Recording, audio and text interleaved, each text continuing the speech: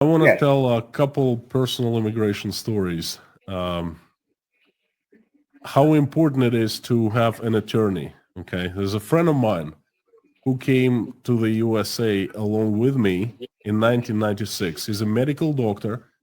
Prior to coming to America, he had worked as an ambulance doctor, emergency doctor. We have actually doctors in Russia and Belarus working in ambulances. Okay, so and he had worked at a hospital, so he was around 30, experienced doctor, a few years of experience behind his belt, and then he went to school in Maine, and he obtained master's degree, and after he moved on to Atlanta to work at CDC, Central for Disease Control. And after he applied to become a permanent resident of the United States, and then he was denied for some reason I don't remember. And then instead he moved to Canada. And in Canada, so it was 2000, perhaps 2001. In Canada, he lived for a very long time, for a couple decades. And he obtained permanent residency, and then he became citizen of Canada. And like 20 years after, he moved to the USA because he fell in love with a girl, an American girl, and he moved in with her on the East Coast. They're living, and we still keep in touch. We're friends, and so he became.